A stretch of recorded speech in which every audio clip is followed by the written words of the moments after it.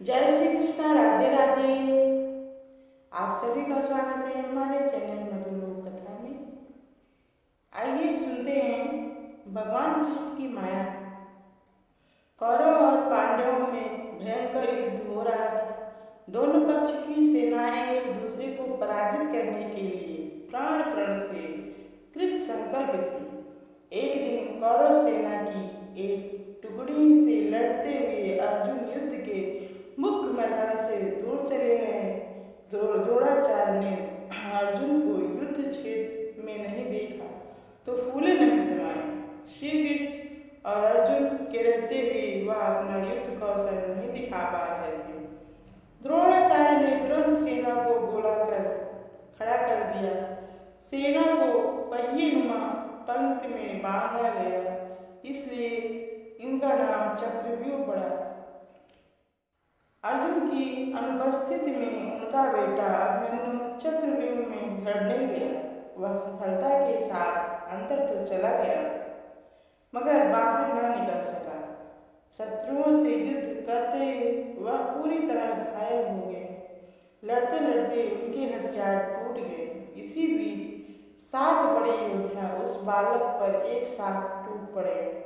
जयद्रथ ने छल पूर्वक पीछे से निहत्थे अभिमन्यु पर गदा का वार किया।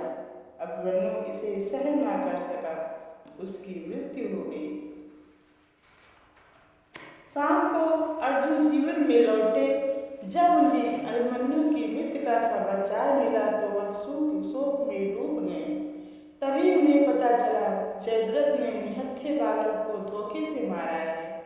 यह जानकर क्रोध से उनकी नजरें फड़कने लगी। उन्होंने अगले दिन सूर्यास्त से पूर्व जयद्रथ के वध का प्रण किया। जयद्रथ यह सुनकर दुर्योधन के पास गया। बोले, महाराज, अर्जुन ने कल सूर्यास्त से पहले मुझे मारने की प्रतिज्ञा की है। अब मैं क्या करूं? कहाँ जाऊं? दुर्योधन हंसकर बोला, जयद्रथ, अर्जुन ने यह भी तो कहा है कि सूर्यास्त होने पर अगर वह तुम्हें नहीं मार पाया तो आत्मदाह कर लेगा। चिंता न करो, कल कौरवों के सारे महारथी तथा पूरी सेना तुम्हारी रक्षा करेगी। अर्जुन तुम तक पहुंच ही नहीं पाएगा। मैंने पहले ही ऐसा प्रबंध कर दिया है। दूसरे दिन युद्ध शुरू होने पर अर्जुन की निगाहें जयद्रथ को ढूंढने लगी, मगर कौरवों की विशाल सेना में जयद्रथ कहीं दिखाई नहीं दिया। यह देखकर अर्जुन निराश होने लगे। अर्जुन को निराश होते देख कृष्ण ने कहा, अर्जुन, आज जयद्रथ की रक्षा के लिए पूरी कौरव सेना एकजुट खड़ी है। उसी के बीच जयद्रथ छिपा है।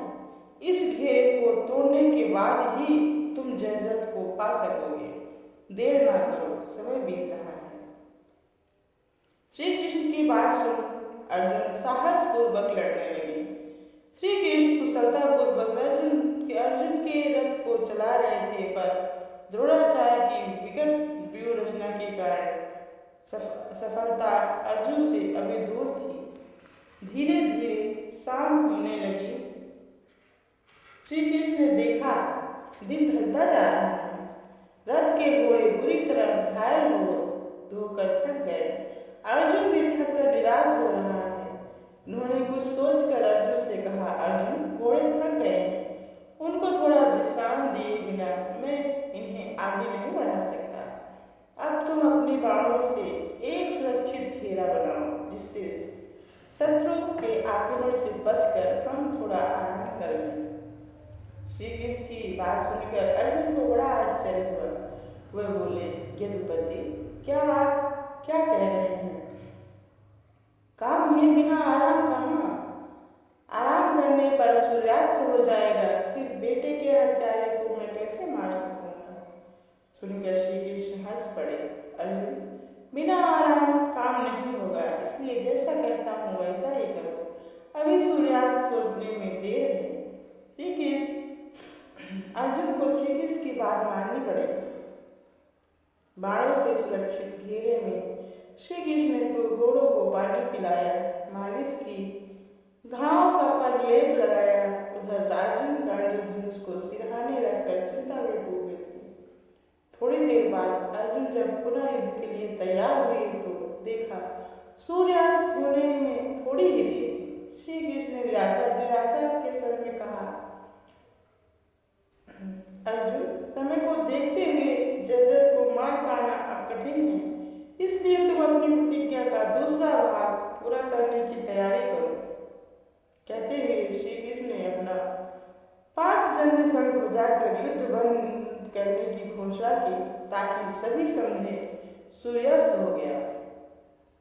अर्जुन भी यह बात समझ ना सके। उन्हें लगा पता नहीं श्री कृष्ण क्या कर रहे हैं। उधर कौरवों की सेना में खुशी की लहर दौड़ गई। कृपाचार्य, कृतवर्मा, अश्वत्थामा, द्रोणाचार्य और दुर्योधन के सुरक्षित घेरे में जयद्रथ यह देखने के लिए बाहर निकला कि मुझे मारने की प्रतिज्ञा करने वाला अर्जुन अब स्वयं आत्मदाह की तैयारी कर रहा है या नहीं। अर्जुन ने धनुष बाण रख दिए थे। पास खड़े श्री कृष्ण जल्दी जल्दी लकड़ियां की चिता बनाकर तैयार कर रहे थे। जयद्रथ को कौरवों की सेना के सामने खड़ा देख श्री कृष्ण ने हाथ की लकड़ी फेर कर घोड़ों की रास संभाल ली और अर्जुन से ललकार कर कहा, अर्जुन, उठाओ गांडी, तुम्हारा शत्रु जयद्रथ सामने खड़ा है। उधर आकाश में देखो, अभी सूर्य के अस्त होने में काफी देर है।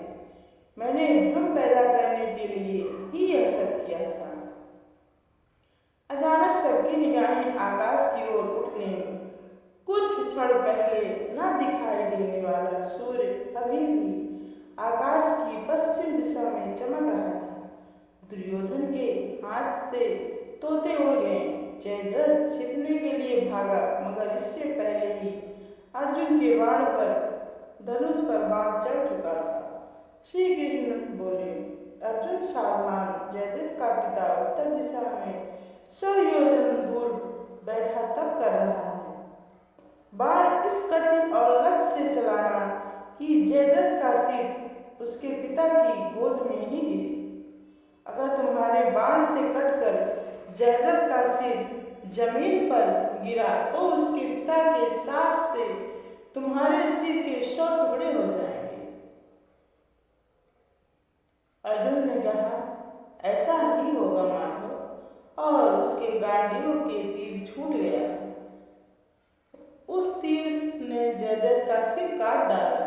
तीर उसे लेकर उड़ चला। कटा हुआ सिर सीधे जयद्रथ के पिता की गोद में, जहां वह तपस्या कर रहे थे, गिरा। चौंक कर जब वे उठे तो सिर भूमि पर गिर पड़ा और उनके ही सिर के 100 टुकड़े हो गए। शिविर में लौटने पर अर्जुन ने श्री कृष्ण से सूर्यास्त की इस माया के बारे में पूछा तो श्री कृष्ण ने कहा, जब बल से कार्य सिद्ध न हो तो कौशल से करना चाहिए। मैंने ही अपने योग बल से सूर्य पर आवरण डालकर अस्त होने की माया फैलाई थी। सूर्य अस्त हुआ ही नहीं था। माया के हटते ही वह फिर निकल आया। यह सुनकर अर्जुन का सिर श्री कृष्ण के प्रति श्रद्धा से झुक गया। जय श्री कृष्ण। राधे राधे। उम्मीद है आपको हमारी कथा पसंद आई होगी। जैसा भी हो, जैसा लगे, कमेंट में जरूर बताइए। जय श्री कृष्ण। राधे राधे।